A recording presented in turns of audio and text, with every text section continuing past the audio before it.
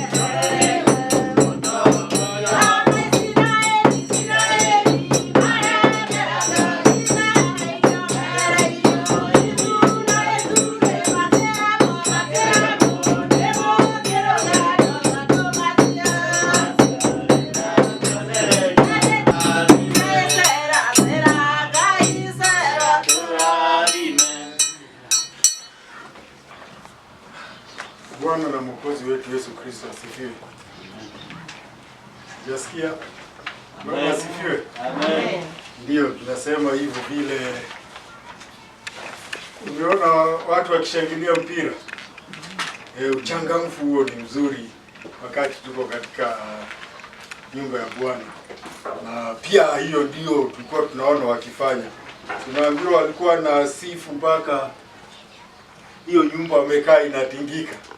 Inakuwa ni kama imepigwa, kuna wimbo ulisema imepigwa na guruneti.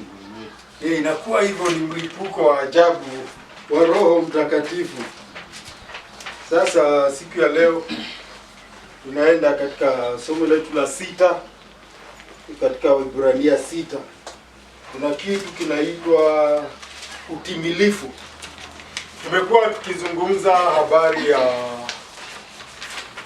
Bwana Mungu kuzungumza na watu wake, na vile alizungumza hapo awali kupitia manabii. Na manabii, tunajua manabii walikuwa wengi. Badani niambie nabii moja. Niambie jina ya nabii moja. Isaiah. Robinson. Yeremia ndio. Washiko. Kuna Elijah. Elijah Wavane.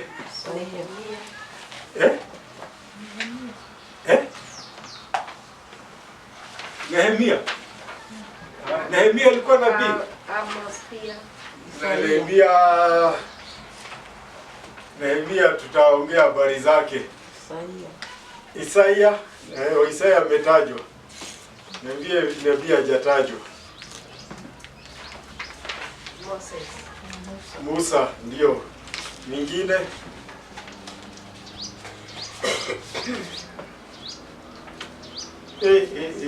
wamekwisha manabii.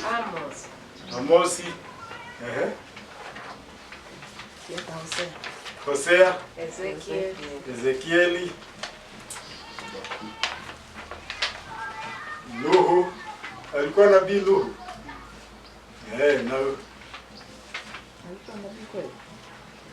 Nuhu. Nuhu alikuwa nabii. Sababu aliongeleshwa na Mungu na akaambia watu. Alikuwa nabii. Hati ya kwamba si nabii huwa anatabiri mvua itafanya nini? Itanyesha. Wakasema na hii miti yote mvua inyeshe. Milima iko, miti iko. Sisi tuko hapa Sabasaba, hii huku hakuwezi kujaa maji. Ndio. Sasa Mungu alizungumza na manabii. Na nabii wa mwisho nani anamfahamu jina, niambie? Nabii wa mwisho. Yohana gani? Mbatizaji. Yohana Mbatizaji. Na sio mimi nasema, Yesu Kristo mwenyewe akasema huyo ndiye nabii wa mwisho. Kuanzia Musa mpaka Yohana, hiyo imepita. Sasa kipindi kipya kinakuja. Na hicho kipindi kipya kinakuja ni cha mwana wa Mungu. Yesu Kristo anaitwa nabii. Sawa hata tunaweza tukamuita nabii. Lakini alikuwa kama tutamuita nabii, si alisema yale yatakuja. Unabii wake ni tofauti kwa sababu yeye tunaambiwa sasa si manabii wanadamu kama sisi.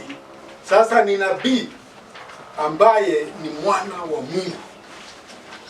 Niliwaambia vile nilipenda huo wimbo unaitwa mwana wa Mungu. Wakati tutaanza ibada ya Kiswahili kabisa, tutakuwa na nyimbo za Kiswahili. Wakati tutapata pesa, si ndio Washiko? Tuimbe huo wimbo mwana wa Mungu. Sasa nabii huyo anaitwa nabii, lakini ni zaidi ya nabii. Si hata aliitwa mwalimu, lakini alikuwa zaidi ya mwalimu. Na ndio akakuwa na tatizo sana na walimu wa siku hizo. Waliitwa Masadukayo, waliitwa Mafarisayo, Masadukayo, waandishi, wanasheria. Hao ndio walikuwa wananyamazisha watu. Siku hizi tuna wale watu wananyamazisha wengine wakiongea huko katika mahakama ya Nairobi, ile inaitwa mahakama ya upeo, yaani ile ya juu zaidi, ya kwamba ikiamua imeamua. Na wanaongea, umewaona kwa TV wakiongea. Umeshawahi kufuata wakati kuna kesi kubwa hizi za kama za uchaguzi? Wanaongea.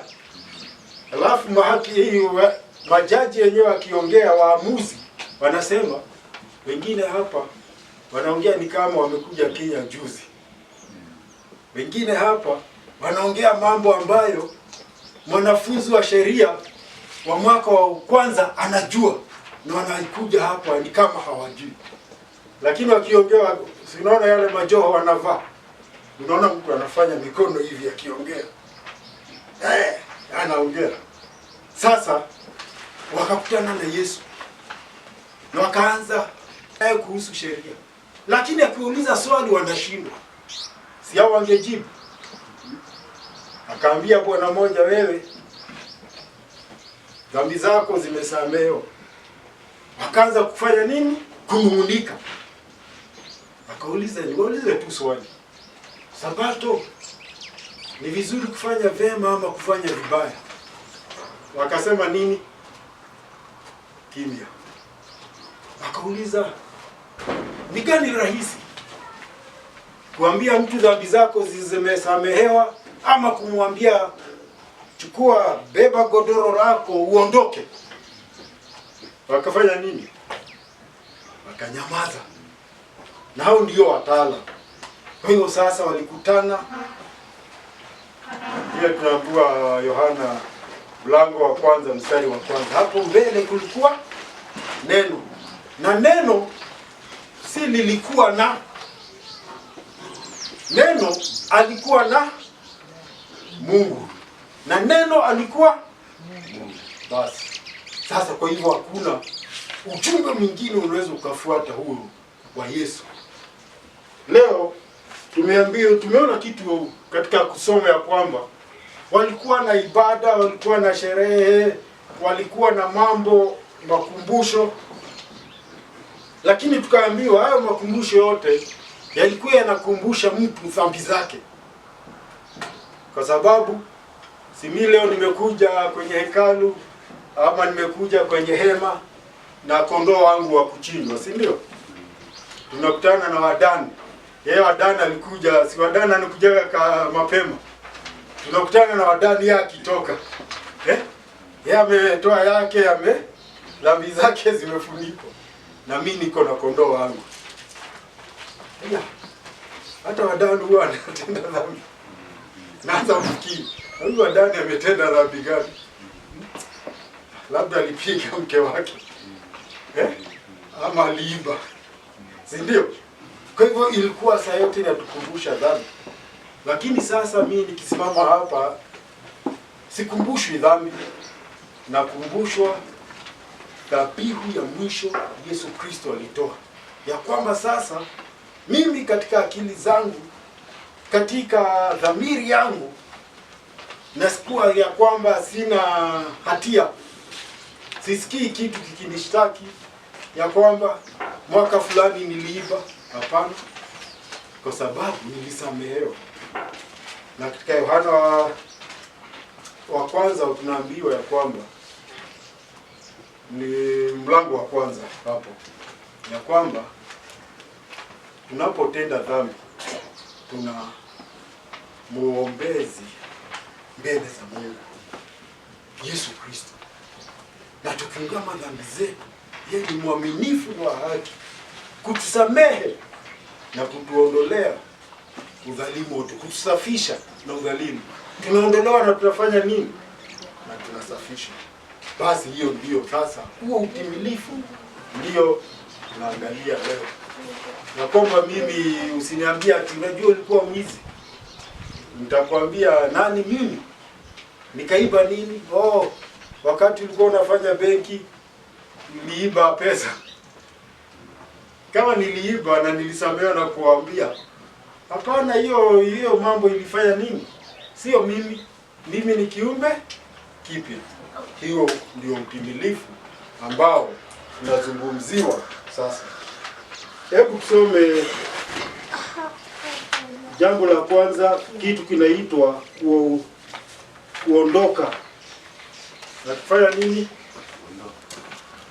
Vile leo uliondoka, ukija wapi? Kanisani, si ndio? Alafu tena baadaye utaondoka kanisani urudi. Sasa tunaambiwa tuna haja ya kuondoka. Tusomee mstari wa kwanza mpaka wa 8. Kwanza tusomee mstari wa kwanza mpaka wa 3. Kitu kinaitwa msingi. Si tunajua msingi? Hili nyumba hii yetu iko na msingi. Hii. Iko na msingi. Huu ni msingi.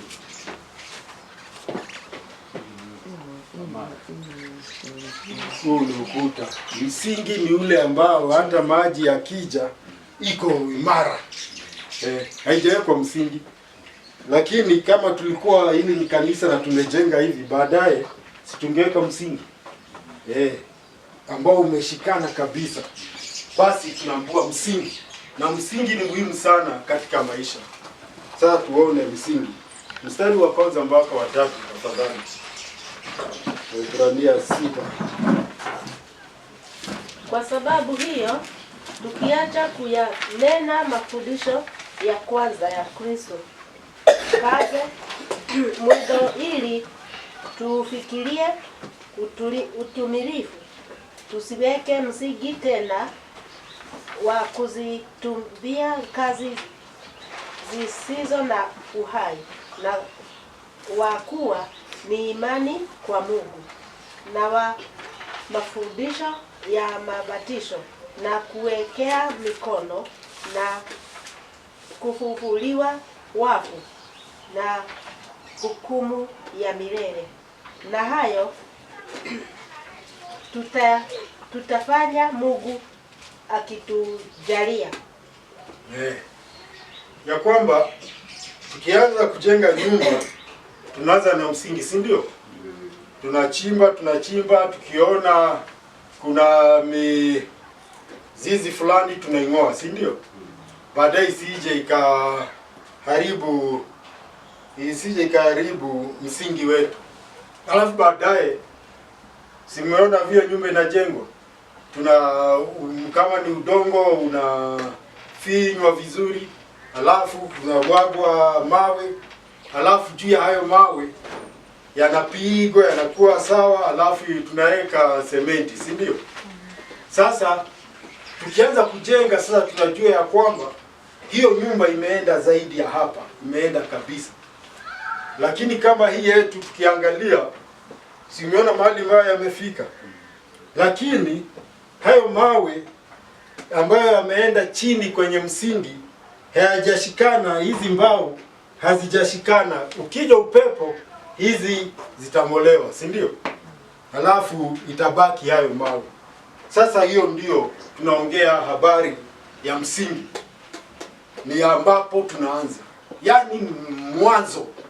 Ya kwamba sasa tutoke kwa mwanzo. Na mwanzo tunaambiwa ni nini?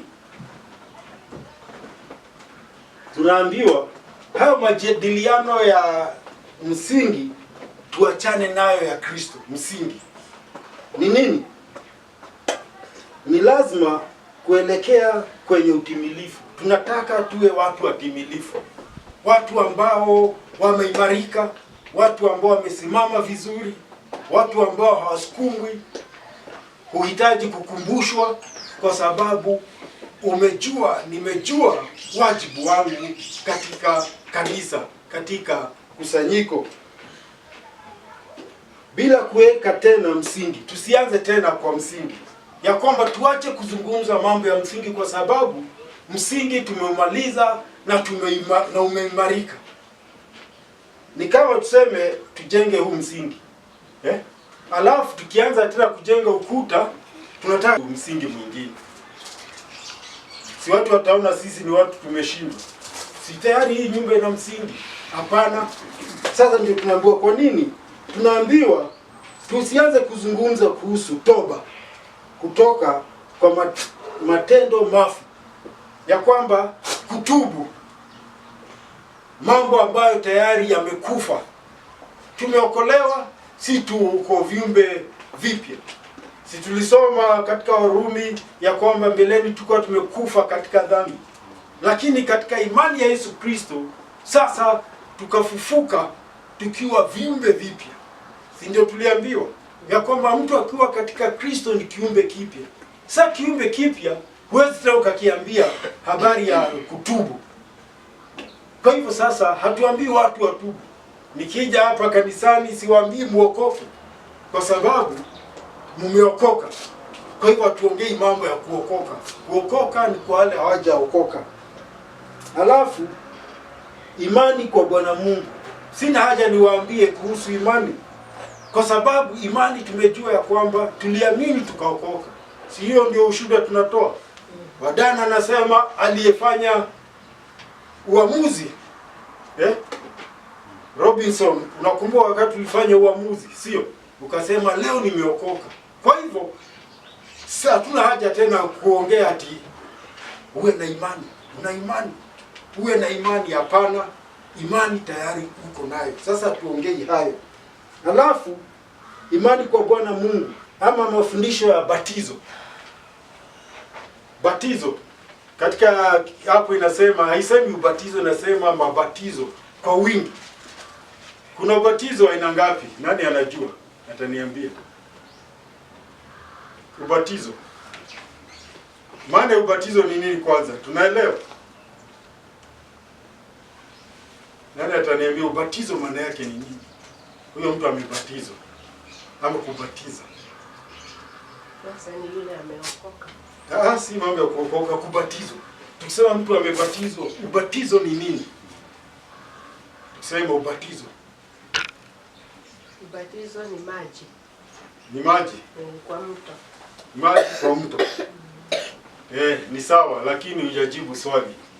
Ubatizo ni kufunika, ni kuzika.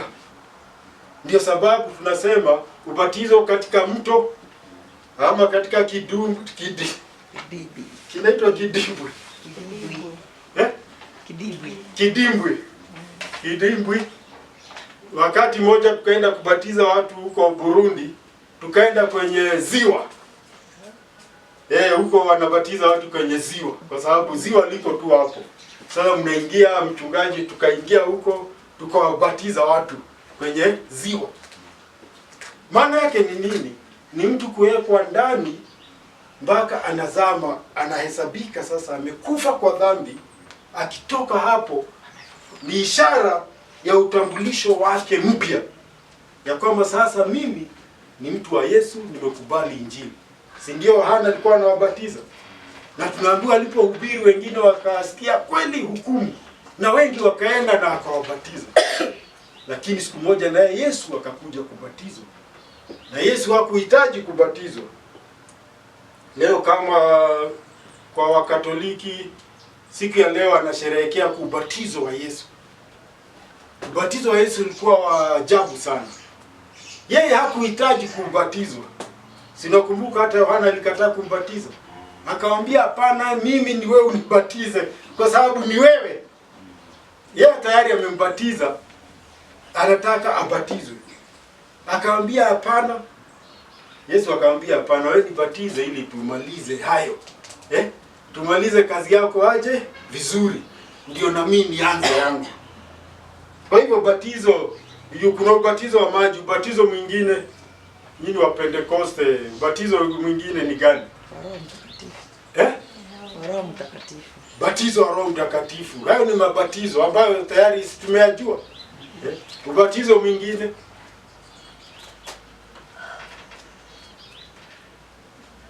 wakati umeingia kwenye kanisa, umebatizwa kwenye hilo kanisa, umekuwa sehemu ya hilo kanisa, umepokelewa. Yaani ubatizo sio unaokoa, ubatizo unatambulisha mtu. Si ati mtu akija aseme haya na hajaokoka nibatize, tutambatiza. Sisi tunajua kama ameokoka. Lakini ataingia kwenye maji, atatoka.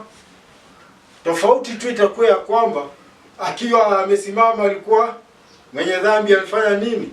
amekauka. Akiingia kwenye maji ameloa maji, anatetemeka. Hiyo tu ndio tofauti, lakini ndani huo ubatizo hauna maana. Hayo ndio tunaambiwa mambo ya ubatizo. Tuache tuwe tayari, hiyo tumejua. Hatuambie watu mambo ya ubatizo, hatuongei hayo. Alafu kuwekwa mikono, watu kuwekwa mikono. Si siku hizi watu wanaekelewa mikono na tunaekelea watu mikono. Mtu akiwa mgonjwa tunamwekelea mikono. Mtu akitawazwa katika huduma si anaekelewa mikono. Hayo tumeelewa hayo, lakini kile kitu muhimu kujua si ya kwamba kuwekelewa hayo mikono ndio ni mtu mwenyewe moyo wake kwa Mungu kwanza. Sababu akiwa kafiri na aseme nataka kuwekelewa na aseme yote naamini na hajaamini, si atawekelewa mikono. Lakini kweli atakuwa amepokea hiyo baraka ya kuwekelewa mikono na moyo? Hapana. Na siku ya leo kuwekelewa mikono wengine hata wanalipisha. Si tunajua hivyo? Mtu akija hapa tukimwekelea mikono aende, Mungu ambariki, tunangojea pesa yetu, si ndio? Washiko. Tunangojea tutatumiwa pesa, si ndio? Wengine hata unalipa kabla, si ndio? Na Yesu Kristo tunajua hakuwa na namba ya M-Pesa. Kuna mahali ulisikia akiambia mtu pesa yangu kwanza? Basi. Lakini leo sasa tukijua hivyo, basi hebu tufuate hivyo. Ndio tunaambiwa tusirudi hapo. Kwa sababu tena unakuta tumerudi hapo.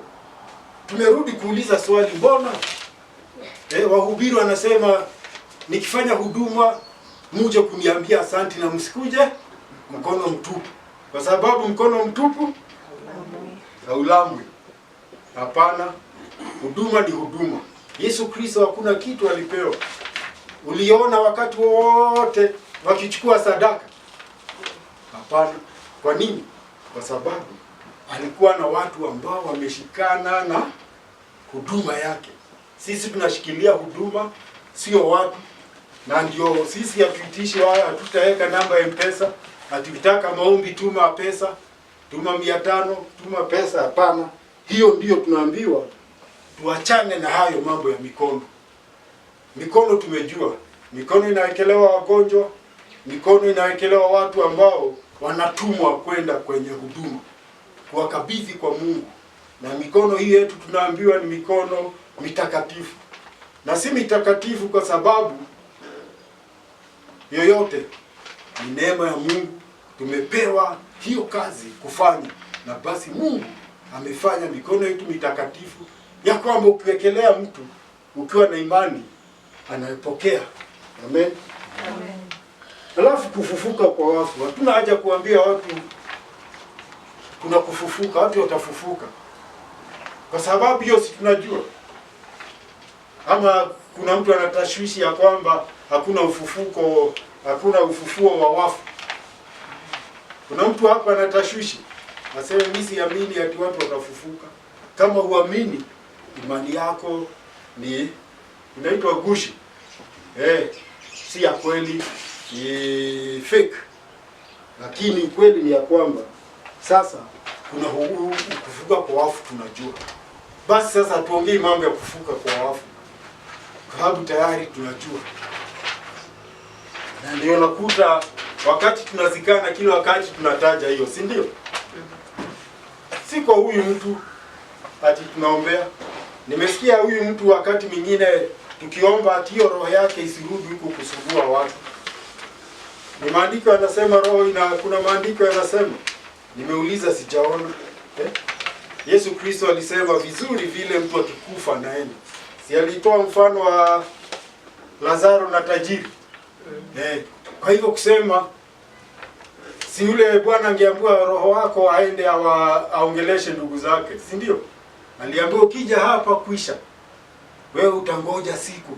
Utaumia hapa ukingoja siku ya hukumu. Ni kama ile inaitwa nini? Huko kuzimu. Romande, si ndio? Si romande unakaa ukingojea siku yako ya kesi. Unalala sasa ile unataka romande. Si mimi nilikwambia nilikuwa nimefungiwa siku 5 huko Tanzania. Si niliwaambia. Sasa nikakuwa sina uhuru asubuhi niende niulize maswali, Jumamosi, Jumapili nikae tu huko tu. Na siwezi nikatoka. Bali tu nimeruhusiwa kutoka ni kwenda wapi?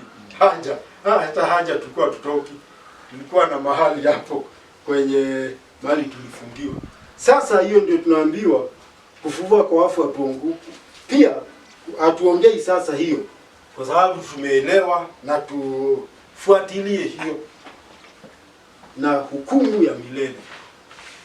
Hukumu ya milele tumeambiwa kuna siku kila mtu atatoa hesabu. Na ndio sababu tukienda kuzika mtu hatuongei huyu mtu. Huyu mtu kama tutaongea, mimi nitaongea kibinafsi vile namfahamu, si ndio? Kwa rafiki yangu, huyu alikuwa mchungaji wangu, huyu alikuwa hivi na alifanya hivi na nilimjua hivi na nitamkumbuka hivi. Sio zaidi ya hapo. Lakini wale wanasikia tunawaambia hebu tukumbuke ya kwamba kuna siku ya hukumu. Na hiyo siku inaweza kuja wakati wowote. Kwa sababu watu sio nazi hata saa hii dakika hii kuna watu nilisoma wakati mmoja nimesahau ya kwamba kila sekunde sijui ni watu wangapi wanakufa dunia mzima ukihesabu. Wanajua jinsi ya kufanya hizo hesabu. Watu wanakufa, si hata saa hii labda Kenya kuna mtu amekufa saa hii.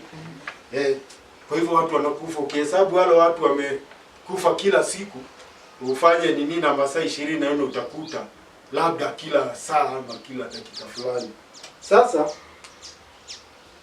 hukumu ya milele inakuja. Sasa hiyo hatuongelee. Lakini wakati tunapata nafasi tunawaambia watu mtu kumbuke kuna hukumu ya milele. Sinakumbuka wakati kuna mtu mmoja alipigwa risasi na polisi Nairobi. Unaona hiyo picha mimi sikuiona. Alipigwa bure tu, kuna kitu amefanywa nani akamlenga akampiga, si ndio? Sinakumbuka hicho kisa. Kanisa moja likaandika kwa rais likamwambia ujue sio wewe umempiga risasi, lakini hata Daudi si yeye aliua nani? Daudi si aliua, alikuwa anaitwa nani? Uria si aliua Uria ule Muhiti. Wewe ndio umemuua kupitia mkono wa Amori. Si wa Amori. Wa Amori tu walikuta ni vita, si ndio? Wanaua mtu lakini huyo mtu Daudi ndiye amepanga uawe. Akaamua utalipa. Na Daudi alilipa. Akalipa kabisa. Kwa hivyo hiyo tukijua hivyo hiyo si mambo ya sisi kuzungumza. Sawa? Na tunaambiwa na hili tutalifanya ikiwa Bwana Mungu ataturuhusu. Kama Mungu atafanya nini? Ataturuhusu. Si Mungu ameturuhusu siku ya leo kuongea zaidi. 4:5-6 kitu kinaitwa mazao. Sasa tunaambiwa tukiacha hayo kitu ambacho sasa tunaelekea kwa mazao. Usomee 5:6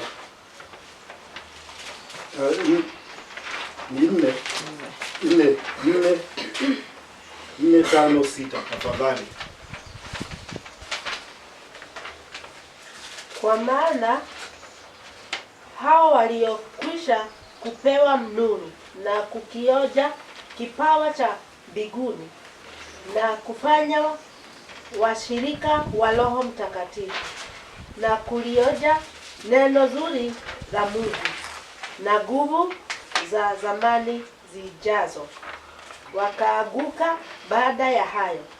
Haiwezekani kuwafanya upya tena hata wakatubu, kwa kuwa wamsulubisha mwana wa Mungu mara ya pili kwa nafsi zao na kumfedhehi kwa dhahiri. Kumfedhehi. Sawa, tufike hapo. Kwa dhahiri. Sasa tunaambiwa kwa sababu hao mengine tumejua hatuongei hayo. Sasa tuongee mambo ya mazao na tumeambiwa kuna wale wameamini, na tunaambiwa mtu kama ameamini vile tumeamini, si tunatoa ushuhuda. Mimi nimeokoka, niliokolewa mwaka fulani, niko safarini, si ndio?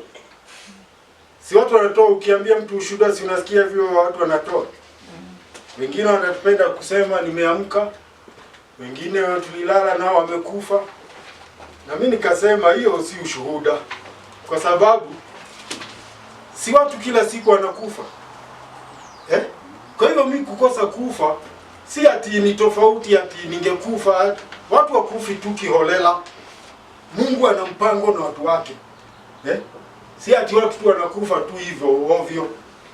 Kwa hivyo nikiamka si ati yule amekufa niko bora kumliko. Hapana. Kama mtu amemaliza kazi yake machoni pa Mungu, akikufa kuna ubaya. Washiko. Kama umemaliza kazi yako ukufe kuna ubaya. Si umemaliza? Hata Paulo yeye alikuwa anasema mimi nikiambiwa kufa, nitafurahi sana nikifa, kwa sababu nitakuwa mbele ya Mungu. Kwa hivyo kusema ati tulilala na wengine wamekufa. Watu kila siku wanakufa. Hiyo ni kawaida ya wanadamu kufa, si ndio? Kwa hivyo huo si ushuhuda wa nguvu. Ushuhuda wa nguvu ni nimeamka. Na kuamka ni ya kwamba Mungu ana kazi yangu leo. Naomba Mungu anisaidie nifanye nini? Niitimize leo, niwe mshuhuda wake, shuhuda wake. Ninyoshe mkono wangu wa rehema kwa mtu fulani, nifanye. Hiyo ndio tunaita mazao. Kwa sababu sasa tunaambiwa kuna wengine ambao wanarudi nyuma. Washiko, wewe umeokoka muda wa Dan pia, si ndio? Si unajua watu walikuwa wameokoka na leo hawajaokoka.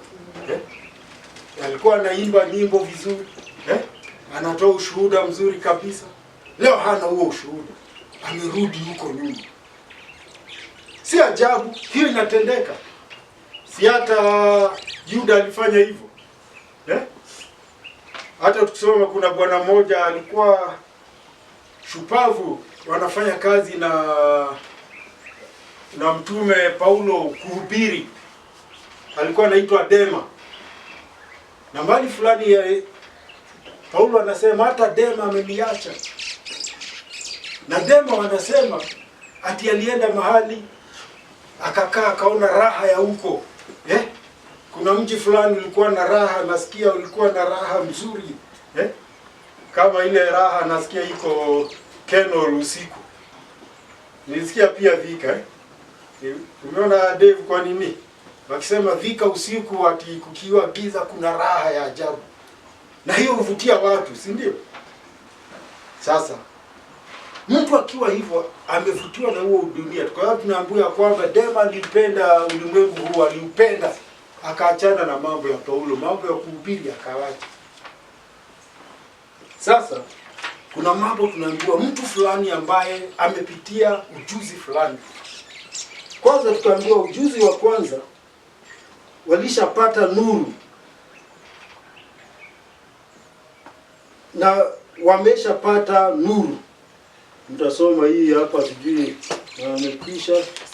Na wamekwisha, si kuna wamekwisha.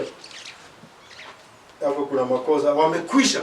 Mtu amepata nuru, baada ya nuru amekwisha onja kipawa cha mbingu. Umepata huo ujuzi, moyo wako umetulia na ukapata amani ya mbingu. Wewe unajisikia sasa tena. Siwadana anatuambia kama angejua angeokoka akiwa kijana, kwa sababu ya hiyo ameonja kipawa cha mbingu. Ameishi sasa dunia tofauti, ametoka yuko hapa tu Sabasaba na watu wanaona ule mzee tu mahali labda hapo ndipo ameishi maisha yake, isipokuwa wakati alikuwa Vika. Lakini sasa amebadilika. Sababu sasa ameonja hicho kipawa cha mbingu.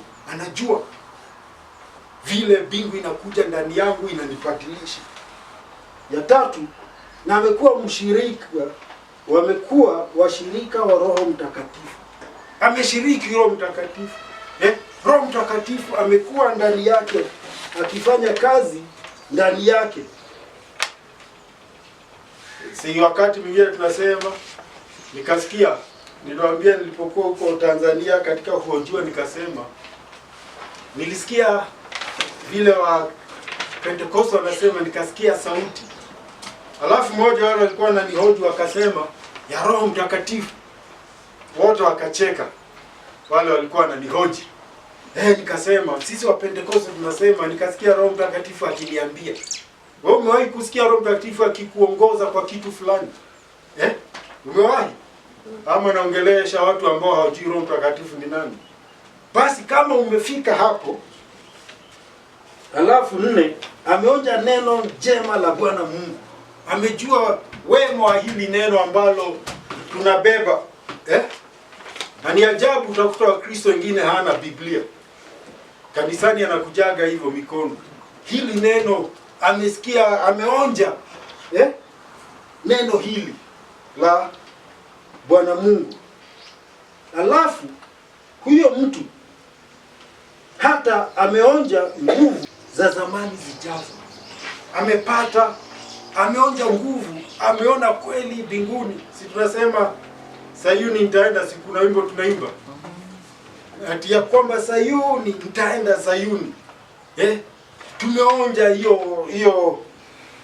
hizo nguvu za zamani zijazo. Tumejua ya kwamba kuna mahali tumeenda, na tunakuwa tunashauku kabisa, na tunajaribu na tunajitahidi tuwezavyo. Huyo mtu akianguka, tumesema mtu huanguka. Akishaanguka mtu kama huyo, tunaambiwa huyo mtu anamsulubisha tena mwana wa Bwana Mungu. Ni kama anarudisha Yesu msalabani. Yesu kazi yake haina maana, anamrudisha. Imekuwa kazi yake ni bure, amefanya kazi ya msalaba bure na kumweka, wanamsulubisha wenyewe na kumweka katika fedheha wazi. Fedheha ni nini? Fedheha ni kama kuchekelewa, ni kama kudhihakiwa, dhihaka ya wazi. Umedhihaki Yesu Kristo kwa sababu wewe umepitia haya, alafu unarudi tena kwa pombe, unarudi tena kwa yale mambo yalikuwa yamekufunga, unakuwa mshirika wayo tena. Basi tunaambiwa umefanya wazi, na tunaambiwa huyo mtu yuko aje. Tunaambiwa ni kama udongo unaoinywa mvua inayonyesha juu yake na ukaanza kuzaa mboga nzuri. Kama shamba hili. Si hili shamba likikunywa maji mazuri linatoa mahindi kama haya. Na kitu kinatoa timboga zenye manufaa kwa wale waliolima. Unapokea baraka kutoka kwa Bwana Mungu. Hizo ndizo baraka ambazo tunapokea. Ni kama vile kunanyesha. Kama kwangu tulilima, kwa muda nilikuwa sijalima. Sasa nikiangalia na furahi, nikiona maharage, nikiona mahindi, nikiona vile kumekuwa. Na nafikiri pia ilikuwa hivyo kwa dada yetu wa Mbane, kwa sababu juzi aliniletea Anton aliniletea mahindi, nikakula mahindi mbichi nikachemsha. Sio ndio tunaita baraka kutoka kwa Bwana Mungu. Lakini unapotokea inakuwa ni baraka. Lakini kama udongo huu utazaa, tunaambiwa miiba na mibaruti, utazaa mazao ambayo hayafai. Miiba ukute imezaa miiba, imezaa mimea ambayo itatusaidia. Tunaambiwa huo basi uko karibu kulaaniwa. Umesikia vile neno linasema uko karibu. Mtu kama huyo yuko karibu sana kulaaniwa. Tatizo ni hii, hujui, mwanadamu hajui amepewa siku ngapi. Hakuna mtu atakwambia mimi nimeambiwa mimi najua tarehe mwaka ujao tarehe 15 mwezi wa 7 ndio mimi nitakufa. Kwa hivyo nitangoja mpaka tarehe 12, si ndio? Niokoke, niache dhambi, nijifichie mahali ambapo dhambi haiwezi kaingia. Hapana, hatujui. Lakini uko karibu kufanya nini? Kulaaniwa. Mwisho wake ni kuchomwa moto. Huyo mtu anangojea tu kifo. Na wakati mahali pengine tukasoma ya kwamba hatuwezi mtu kama huyo kumrejesha. Hapana. Yeye mwenyewe ni yeye atafanya uamuzi. Sababu yao yote tunamwambia tayari amekuwa nayo. Nakumbuka mhubiri mmoja akisema vile kuna mhubiri walikuwa naye. Na walikuwa na hubiri wanafanya kazi vizuri. Lakini huyo mhubiri mwingine akarudi nyuma. Huyu kwenda kumwambia, kuongea naye anamwambia wewe usinisomee Biblia. Hii Biblia mimi nimeisoma sana naijua. Mtu kama huyu utamwambia nini washika? Utamwambia katika Yohana 1 sijui nini Yesu alisema, hiyo unajua. Sasa yeye mwenyewe tu yeye kama ule mwana mpotevu baba yake alienda kumtafuta. Yeye mwenyewe akaamua, ndio tunaambiwa. Na tunaambiwa basi matendo mazao yetu yawe ni mazao yanampendeza Mungu. Mazao. Kwa sababu hata Yesu Kristo alisema mtawajua kwa mazao yao. Amen. Amen. Funzo liko katika Isaya 1:19 mpaka 20 inasema, kama mkikubali na kutii mtakula mema ya nchi. Bali kama mkikataa na kuasi mtaangamizwa kwa upanga. Maana kinywa cha Bwana Mungu kimenena haya. Yaani ni tuamini, ni tutii. Tukikubali na tutii tutakuwa na mema. Lakini kama si hivyo ni kuangamizwa. Hiyo ndiyo tunaonywa. Alafu Yohana 15:2 inasema, kila tawi ndani yangu lisilozaa uliondoa, na kila tawi lizaalo ulisafisha ili lizidi kuzaa. Ya kwamba kama tawi alizai linaondolewa. Si hata tunafanya hivyo kwenye mashamba yetu. Si kuna wakati tunaenda na msumeno na kuanza kukata matawi ambayo hayazai. Ndiyo yale yanazaa yaendelee kuzaa na kunawiri, si ndio? Basi hivyo ndivyo Mungu anafanya. Basi tunaambiwa mambo mengi ya kwanza tuachane nayo. Tujue sasa kile kinahitajika kwetu si imani, kwa sababu imani si tayari tuko nayo. Si nuru tayari tuko nayo. Sasa kile kinahitajika ni mazao.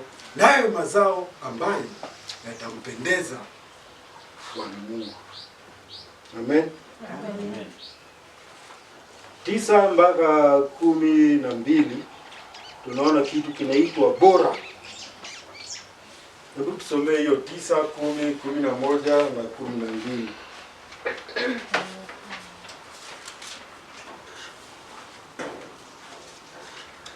Lakini wapenzi, ijapokuwa twanena hayo katika habari zenu, tumesadiki mambo yaliyo mazuri zaidi na yaliyo na wokovu.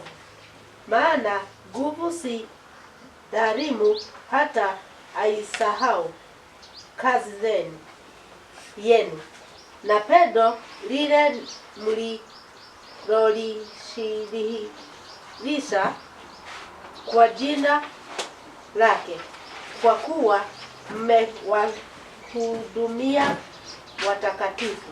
Na hata hivi sasa mgali mkiwa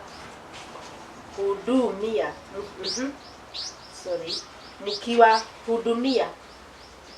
Nasi twataka sana kila mmoja wenu airidhishe bidii ile kwa utumilifu wa matumaini hata mwisho, 12, ili msiwe wavivu bali mkawe wafuasi wa hao wasilishio ahadi kwa imani na uvumilivu.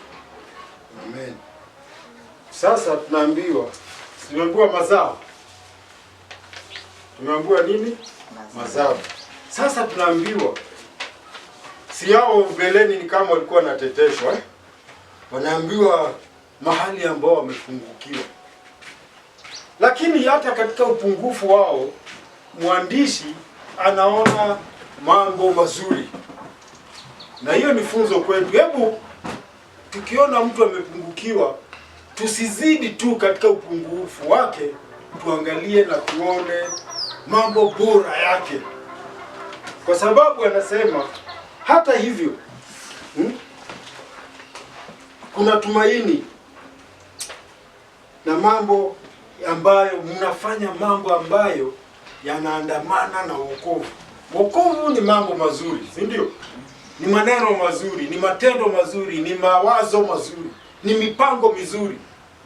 Si vile dunia, yule mtu anahesabiwa ni shujaa, ni yule anajua kutengeneza pesa, yule anaendesha gari kubwa, si ndio?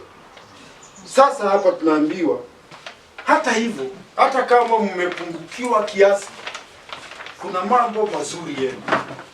Sasa ningetaka haya mambo tuangalie, kama wakiongea mambo ya Robinson watayapata, wakiongea Wambande, wakiongea Kafi, mambo watasema haya kuhusu wewe. Na nikisema wewe sisemi wewe wa Dan, kwa sababu hata mimi niko hapo, nimejumuika pamoja na nyinyi. Anasema hivi, Bwana Mungu si dhalimu. Bwana Mungu haangalii tu makosa. Sinajua watu wengine wanaangalia tu makosa. Mazuri ukifanya hawaoni, lakini ukikosea kidogo, ni kama umeua mtu. Hasira na maneno yale unasikia ai, kwani kweli tu nimekuwa tu nikifanya mabaya, hata wewe unashangaa. Nilisikia mtu mmoja alikuwa anazungumziwa habari zake. Yule alipeana story, akapeana. Ule alisikia akashindwa, na huyu mtu kwani mtu mmoja anaweza kuwa na makosa mengi hivi? Akaenda akatafuta mtu akamuuliza, je, mtu fulani unamfahamu wewe? Yale mambo nimwambiwa, nimeshangaa huyo mtu kwani ni mbaya namna gani? Ana makosa mengi. Hata nashindwa vile mtu mmoja anaweza kuwa na makosa hayo yote. Si ni kweli? Hata mimi nitaka kuwa mbaya, kuna mambo mengine sitafanya, si ndio? Lakini wafikiri mimi ni muuaji, mimi ni msaliti, mimi ni napigana, mimi na kufuru. Si utashindwa sasa, kwani huyu mtu hayo mambo yote? Kwani ana masaa mangapi kwa siku? Si lazima atalala ama atakula, si ndio? Sasa tunaambiwa tuangalie na tujaribu kuona mambo mazuri. Na Mungu haangalia hayo mapungufu. Yale mazuri ambayo tumefanya anayaangalia. Lakini angetaka tuwe bora zaidi. Sasa ndio tunaambiwa hapa ya kwamba Mungu hawezi kusahau kazi yenu na tabu ya upendo. Umesikia? Kazi na tabu ya upendo. Si tunajua upendo unaleta tabu mingi. Kwa sababu ukiwa na upendo utakuta uko mahali hungetamani kuwa, si ndio? Utajikuta uko hospitali na mtu ambaye hastahili, lakini una upendo. Ukisikia mtu fulani yuko na msiba fulani, kwa sababu ya upendo wa Mungu unajikuta hata uko hapo, si ndio? Hiyo ndio tunaambiwa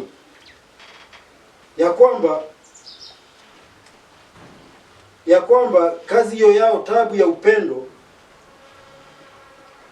tunaonyesha kwa jina lake, yaani kwa sababu ya Yesu. Hiyo kamba tumefungwa, simeona mbwa, si mbwa huwa amefungwa nyororo na kuna mahali imefika. Sasa ni hiyo kamba, ni kama Mungu au tuseme sisi ni kama mbwa.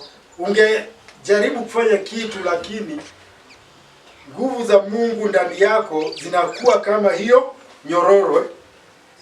Ungeongea unajikuta uongee. Basi ndio tunaambiwa kwa sababu ya jina lake hivi kwamba kuwahudumia watakatifu, ya kwamba walihudumia watakatifu. Na sisi hapa kwenye hili kanisa letu tumekuwa hivyo, si ndio? Mahali tunasikia kuna mzigo tunatokea. Mtu akija kwambia Adamu nitafutie hii, unafanya bidii, si ndio?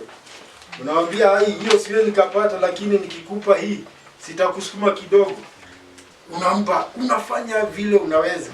Kwa sababu wakati mwingine unachikuta hata uwezi. Na unaongea ukweli, unasema sasa siwezi. Tuambia kwamba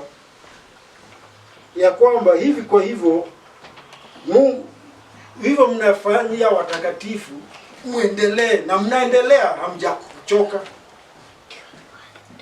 Alafu tunaambiwa hili ndilo linatamaniwa kwa kila mmoja wetu, kila mmoja. Hakuna wale wamesemekana hao ndio wataenda maombi, hao ndio wataenda ushirika, hao ndio wataenda inaitwa nini? Wakati tunaenda mashakaya, maombolezo utakuta kuna watu hawakosi, wengine hutamuona. Wengine waendi, hutamkukuta yeye ako na mambo yake, yeye hutamuona. Lakini tunaambiwa ni kwa kila mmoja kuhudumu na kuonyesha bidii ile mpaka uhakikisho kamili wa tumaini hadi mwisho. Ya kwamba sio tu kufanya na kuacha, lakini ni katika kuendelea na kuwa na nini? Bidii. Si tunajua bidii ni nini? Kuna watu wanafanya tu ndio isemekane wamefanya. Hebu tuombe nisikiwe mimi ni mimi. Nitaonekana mahali kwa sababu tu ndio watu waseme siku wako. Lakini nitakuja nimepitia hapo kidogo, si wadani mmeniona. Ninajifanya ni kama nimechukua simu naenda na hapo huyo natoweka. Si utasema na nini tulikuwa naye? Lakini nilipitia. Hiyo ndio kosa bidii. Tuwe tukifanya kitu tunakuwa na bidii mpaka mwisho, ya kwamba uhakikisho kamili wa tumaini hadi mwisho. Tungoje mpaka mwisho. Sababu mwisho kama tutajikuta hatuko ama tutapatikana hatuko, hatuna mshahara, hatuna hiyo ambacho tungeahidiwa. Tusiwe wavivu. Umesikia? Uvivu huko sana katika kanisa. Watu kwa mambo yao wana bidii. Utakutana na mtu saa moja. Kuna wakati nilikuwa natembea asubuhi. Unakutana na mtu saa moja. Akielekea mahali shughuli zake, labda anaenda hospitali, labda anaenda kwa chifu, labda anaenda Nairobi. Lakini kanisa na watu wanakuja saa 5:30. Nasikia huku kwetu hatuna kama hiyo. Nasikia kanisa kubwa hii kama letu la Rwanganga, kuna mtu atakuja saa 6 kanisa. Na ajali na hiyo haoni ni kitu. Huo ndio tunaambiwa uvivu wacha. La badala ya uvivu tuige wale ambao kwa imani na uvumilivu urithi ahadi. Urithi ya ahadi ni imani na uvumilivu. Tuvumilie. Hata kama tunaona matokeo hatuoni, tunashikilia. Amen. Funzo Yoshua 1:9 anaambiwa hivi. Je, si mimi niliyekuamuru uwe hodari na moyo wa ushujaa, usiogope wala usifadhaike, kwa kuwa Bwana Mungu wako yu pamoja nawe kila uendako. Tuhakikishiwe hivyo. Kwa hivyo tusifadhaike, tuwe na moyo wa ushujaa, tujue tunaweza. Yohana 15:16 inasema hivi. Si ninyi mlionichagua mimi, bali ni mimi niliowachagua ninyi.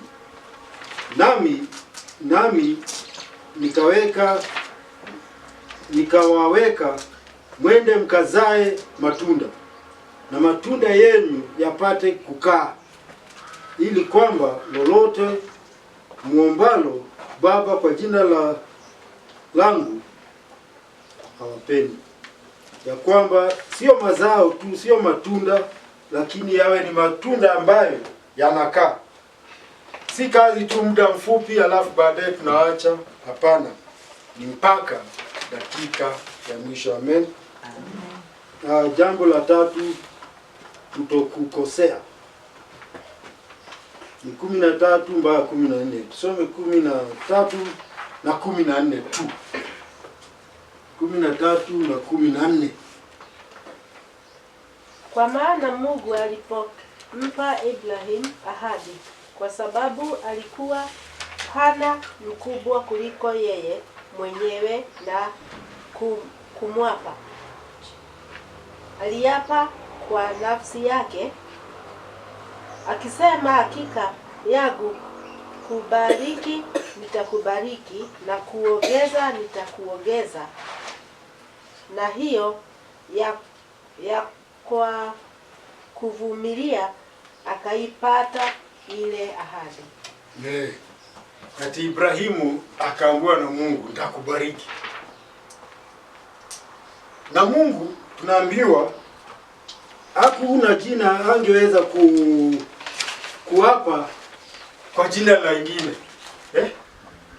Si watu wakienda mahakamani mtu anaapa. Na mtu anaapa na kitu ambacho ni kikubwa kumliko, si ndio? Nasikia watu wengine wakisema naapa kwa jina la mama yangu. Si mama ni wa muhimu sana. Kwa jina la mama yangu mimi naapa, kwa sababu naheshimu sana. Sasa tunaambiwa Mungu yeye hakuwa na mtu ambaye angeapa naye ama kitu, lakini akaapa kwa nafsi yake ya kwamba mimi ni mimi nakwambia. Mimi. Na sinajua watu husema mambo hawawezi. Hata wengine wanasema mambo wakijua hawatafanya. Umesikia mtu akikwambia mimi nakuahidi saa 10 nitakuwa nitakuwa nimerudi. Nia yako 5 nitafanya nini?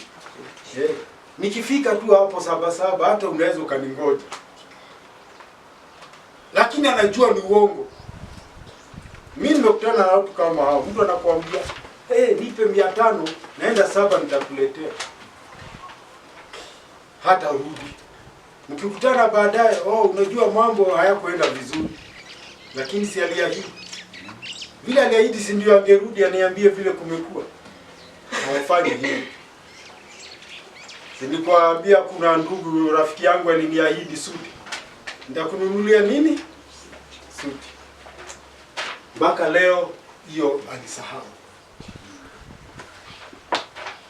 Lakini kuna mtu akikwambia kitu wewe unahakikisha, si ndio? Akikwambia nitafanya hivi atafanya. Hivyo ndivyo tunatakiwa tuwe. Haya ndio matendo mazuri. Vile Mungu aliahidi na Ibrahimu akaamini. Tuwe hivyo, tuige Mungu. Ya kwamba tukiahidi kitu, tunaahidi kile tunaweza. Kama siwezi, hiyo si kwambii nitajaribu. Wengine wanakuambia nitajaribu. Na anajua si afadhali ya kuambia mimi hiyo siwezi. Kama unataka 10,000 akwambie lakini 2,000 niko nayo, hiyo mnaweza. Hiyo ndio kweli ambao tunatakiwa tuwe nao. Ya kwamba Mungu yeye haiji akakosea. Kwa sababu akisema atafanya, hakika atafanya. Tunaambiwa Ibrahimu akaambiwa atabarikiwa na akakaa miaka. Lakini kwa sababu ya uvumilivu na imani yake, tunaambiwa kwamba Mungu alimpa Ibrahimu ahadi. Na tunaambiwa basi kiapo cha udhibitisho kati ya wanadamu kutamatisha mabishano yote. Watu wakitoa kiapo, unajua sasa kama mtu ameapa, hiyo ni kweli na hiyo. Si hata tunawekeana vidole, tunafanya makubaliano, si ndio? Nitakuuzia pesa hii, utalipa hivi hivi. Na mimi nikiweka. Sasa baadaye wewe ukasema hapana. hiyo sikujua, hiyo pesa sina. Hiyo ndio tunaambiwa Mungu yeye akiapa hana haja ya kukuwekea sahihi, kwa sababu yeye hakosei. Tujaribu hata sisi tuwe hatukosei, tunafanya bidii kabisa kutimiza yale ambayo tunayo, kwa sababu tumeambiwa kwamba Mungu yeye mwenyewe anaonyesha habadiliki. Hebu na sisi tuwe hivyo, tukikubaliana tunashikilia. Wakati mwingine tunakubaliana tunashindwa, si Mungu anajua mahali tumeshindwa? Dhamiri yetu inakuwa safi, tunaongea mambo ya utimilifu. Mimi nikikuahidi kitu nikwambie nitajaribu, hata labda naweza nikakuwa na matumaini fulani, yakishindwa kwa Mungu mimi sina makosa. Hata kwako ukinielewa nitakwambia ilikuwa hivi. Siwadani nimekuahidi 5,000, nikakwambia Jumatano nitauza ng'ombe wangu, si ndio? Ng'ombe wangu akikufa nitapata hiyo 5,000. Wewe si utanielewa? Nikwambie ng'ombe aliibiwa. Sasa Mungu yeye akikuahidi ng'ombe yake haiwezi kaibiwa. Akikwambia atakupa hii, benki yake hakuna mtu anaweza akaenda aibe. Si hata benki unaweza ukaenda wakwambie kwa sasa hatuna pesa. Ulisikia benki moja huko Thika iliibiwa. Jamaa aliingia chini wakatoa pesa. Watu wao walikuja siku hiyo walilipo. Waliambiwa hapa leo hakuna nini? Hakuna pesa. Lakini mkienda Maragwa ama muende mahali fulani mtapata. Lakini ile pesa taslimu hatuna. Mungu hakuna wakati atakwambia sasa labda ngoje ni hapana. Yeye yuko hivyo na sisi tuwe hivyo basi. Hesabu 23:19 inasema hivi: Bwana Mungu si mtu aseme uongo, wala si mwanadamu ajute. Iwapo amesema hata litenda, iwapo amenena hata lifikiliza. Ya kwamba Mungu hajuti, akikwambia atakubariki haiji baadaye aseme siku na watu wanakuambia hivyo. Ndio lishokirwa. Nimejuta, nimebadilisha. Mungu hayuko hivyo. Si tunaimba wewe Mungu akisema atakubariki, akisema atakubariki. Achiko ujue wimbo. Na wewe ndiye kwa masa wetu. Akisema atakubariki, Hakuna atakayezuia. Hakuna atakayezuia. Lakini mimi nikisema nitakubariki, sinaweza nikajikuta siwezi. Kimali nilikuwa nimeweka tumaini. Jamaa alikuja usiku wakabeba mahindi yangu na ndio nilikuwa nauza. Mungu mahindi yake haibiwi. Amen. Na funzo katika Hesabu 23:19 inasema hivyo. Alafu Yohana 17:17 inasema uwatakase kwa ile kweli. Neno lako ndio kweli. Ya kwamba sisi kutakaswa, na kutakaswa ni kusafishwa, na kutakaswa ni kutengwa. Kutengwa mbali na ile dunia tuliishi. Tumetengwa katika huduma ya Mungu. Na kutengwa huko ni kwa sababu ya neno la Mungu. Na neno la Mungu ni kweli. Kwa hivyo tumetengwa kwa kweli. Amen. Tukimaliza tunaambiwa kitu kinaitwa nanga 19 mpaka 20. Tumalize 19 mpaka 20.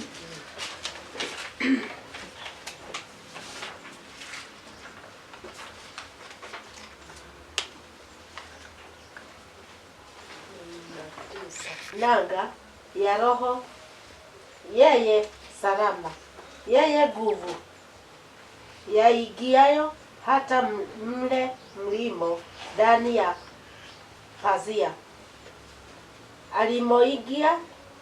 Alimoigia Yesu kwa ajili yetu, mtangulizi wetu. Amekuwa kuhani mkuu hata milele kwa mfano wa Melkizedeki. Tunaambiwa kitu kinaitwa nanga. Nimesoma kwa Biblia Kikuyu pia inaitwa nanga. Tunajua nanga ni nini? Nani atatuambia? Kwamba tumeambiwa nanga ya roho. Nanga ni nini? Mzigo. Mzigo. Nanga. Haya, nitawaambia. Katika Safari. Safari. Nanga.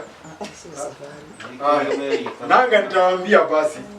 Katika meli ama kama hata ni mtumbwi, ukiwa baharini na umekuja kutua, si maji yanayumba yumba na upepo unapiga, kwa hivyo inaweza ikasukumwa, si ndio? Sasa huwa na kuna chombo kizito na kinichuma na nyororo, kikitupwa chini kinajishikilia kwenye mawe yale yako baharini. Umeshika? Sasa kikijishikilia hapo, sasa hata meli ikiyumba hawezi ikaenda. Inaitwa nanga. Huwa inatupwa. Kama mnakumbuka wakati tulikuwa tunasoma habari za safari ya Paulo, ile walikutana na dhoruba, meli yao ikashikwa, si ndio? Wakatia nanga. Kutia nanga ni kukiweka chombo kimefika salama kitulie. Lakini kung'oa nanga ni kufanya nini? Ni kuvuta hicho chombo, kukitoa, mnakiinua, mnakirudisha kwenye meli, ndio meli inaweza kwenda safari. Na sasa tunaambiwa hivi basi, tumaini hili tunalo kama nanga ya nafsi. Ati nafsi yetu haiwezi ikatingika, haiwezi ikapotea, inaweza ikatikiswa, lakini haiwezi ikabanduka, haiwezi ikatoka mahali iko. Tumaini yetu kwa katika nafsi yetu ni nanga. Hiyo tumaini ndiyo inafanya sisi tunatulia. Hata ukipata habari gani unasema Mungu yuko, ndio? Nakumbuka na nimwambia na nitawaambia tu, mchungaji mmoja tulikuwa naye, alikuwa tukikutana kanisani, nikiwa mzee wa kanisa, mmoja wa viongozi, tukizungumza, tunakutana na jambo gumu. Yeye alikuwa anasema gainewe Mungu. Unaona? Gainewe Mungu ni yeye ana hekima. Na kwa kweli tunaona kwa njia moja nyingine tunamwachia Mungu na tunaona ametoa suluhisho. Hiyo ndiyo kushikwa na nanga. Kama ule wimbo tunasema ya kwamba nini zake ndio nanga. Nini tunaambiwa? Sina shaka nikifika hapa hata nikisumbuka namna gani. Tunaimbaje huo wimbo? Nguvu zake ndizo nanga, ya kwamba nguvu zake zinatosha. Hata nichukuliwe na mambo mawimbi nitoswe. Kwa sababu wakati mwingine hata uko baharini, wakati niko hapa, nitume mimi, kwa sababu niko safi. Nimesafishwa na wewe umeniona nafaa. Wema wetu ni Mungu anaona. Na akiona hiyo inatosha. Amen. Mungu awabariki. Amen. Niko hapa, nitume mimi, kwa sababu niko safi. Nimesafishwa na wewe umeniona nafaa. Wema wetu ni Mungu anaona. Na akiona hiyo inatosha. Amen. Mungu awabariki. Amen.